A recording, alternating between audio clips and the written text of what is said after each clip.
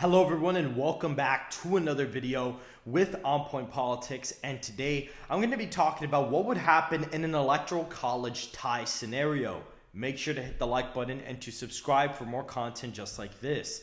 And so this is something that people have been dreading for a long time. What would happen in an electoral college tie scenario? Now the first thing you may ask, is this possible? It is actually pretty possible, and there's multiple scenarios for this. The first one would be the most realistic one, with Georgia, North Carolina, Arizona, and Nevada all going red, and Nebraska's second congressional district going to the former president.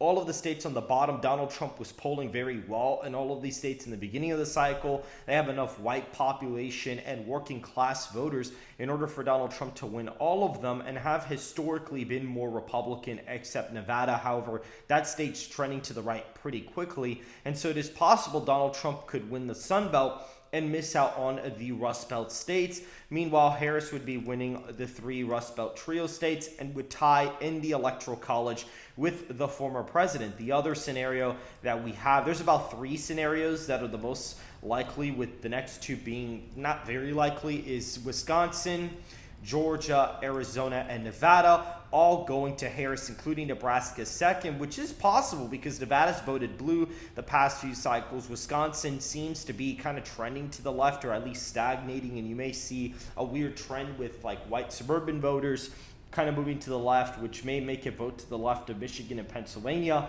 Georgia with Atlanta turnout, and Arizona kind of trending to the left as well. So then the other states would be North Carolina, Pennsylvania, and Michigan going to the right, which presumably Donald Trump doing better with white suburban voters in the Rust Belt possibly could kind of help this happen. But I think this scenario would be pretty unlikely, and the most unrealistic one but possible one is Harris winning North Carolina but Georgia going to Trump. I mean, if North Carolina was going blue but not Georgia, we'd be kind of living in a weird kind of world if that was the case. But those are the three most likely scenarios, with the first one being the most likely, which is the Rust Belt scenario, where Harris is kind of going out there, winning it but not winning Nebraska second, and losing the Sun Belt. Now, what would happen in this scenario? I actually have some things for you guys here. It says here, if neither candidate gets a majority of 538 electoral college votes, the election for president is decided in the House of Representatives, which each state delegation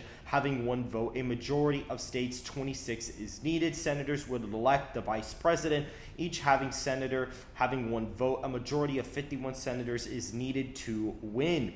And so the way this works is basically the House of Representatives votes for the presidential candidate, presuming that we would be using the 2022 map and not the new map, which the new map would more than likely be the one that they would need to get. Wisconsin, Georgia, Florida, Arizona, if you were to add those states up, you have about 1, 2, 3, 4, 5, 6, 7, 8, 9, 10, 11, 12, 13, 14, 15, 16, 17, 18, 19, 20, 21, 22, 23, 24, 25, 26, exactly. So he would have exactly 23 state majorities. If all the House Representatives, if they all voted the same way that they do according to party lines, Donald Trump would be the winner in the House Representatives. In the Senate, however, Democrats are actually at 51 to 49, and there may be a few senators that defect. Like, you could very well see Fetterman possibly voting for Trump. It kind of depends, and maybe even Sinema at the time would probably even break for Trump. So it kind of depends on how the Senate delegation would break,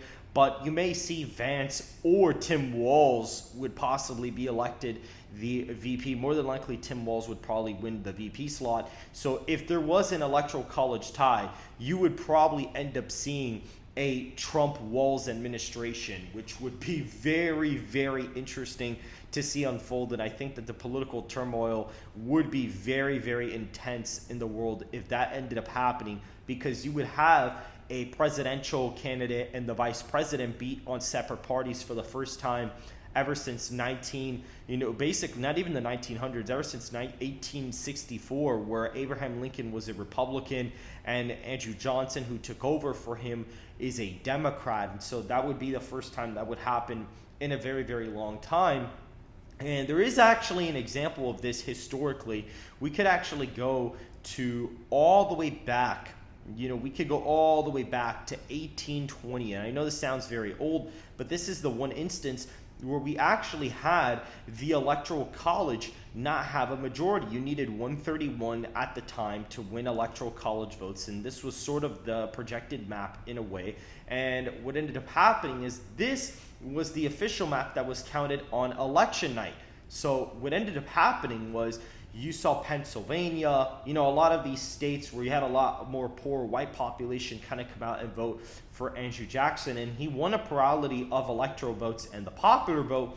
But Adams ended up becoming the president because of the delegation process that I spoke about. And the interesting part about this is that in the House of Representatives, what ended up happening in this scenario was that John Quincy Adams was the second most, voted for candidate, and Henry Clay was the Speaker of the House. And at the time, being in Secretary of State basically meant that you were going to end up being president one day. It's kind of like how now if you're a senator or a governor, particularly a governor, you kind of end up going up in the ranks quite a bit. But Henry Clay was the Speaker at the time, and the rumor goes that John Quincy Adams basically gave him the Secretary of State position, which he did, mainly because Henry Clay was able to whip up votes in the House of Representatives for delegates to vote for him. And that's why you see that he doesn't have any delegates that voted for him, because he basically convinced all his delegates to end up breaking to John Quincy Adams. And if that wouldn't have happened, Andrew Jackson probably would have ended up possibly winning, the presidential election at the time. Then, in the next cycle, Andrew Jackson ended up beating John Quincy Adams pretty easily, because a lot of people kind of deemed John Quincy Adams as kind of an illegitimate president, which in a way you could kind of say he was to an extent. You saw Jackson did very well in a place like Virginia. He did very well in Georgia, South Carolina. Got these killer margins in all these places, and you see Adams did very well, in the Northeast. Maryland was actually pretty competitive, funny enough, and New Jersey was also pretty close too. You saw New Hampshire decided by 8 points. New York was somewhat competitive, as well as Ohio. So this was kind of an interesting map, because if New York had gone to Adams and Ohio, you possibly could have had Adams potentially win re-election. So this race was really decided by a couple points, and Jackson won the popular vote by about 10, but we clearly see that in the Electoral College tie scenario, it kind of threw everything for a loop, and that's when we really got the traditional parties, because Adams was a national Republican, and then Jackson was a Democrat, and this is where you really started seeing the rise of the national parties come about after this Electoral College disaster, where no candidate got a majority of electoral votes. And that's really the only major example of that happening in modern history. So if that were to occur again, we may see crazy things end up happening. But that is pretty much it for this video. I just wanted to explain what would happen in an Electoral College tie scenario and give you guys a little bit of historical context as to what's happened before in scenarios like this. So make sure to go ahead and hit the like button and subscribe for more content just like this. And I will see you guys in the next video.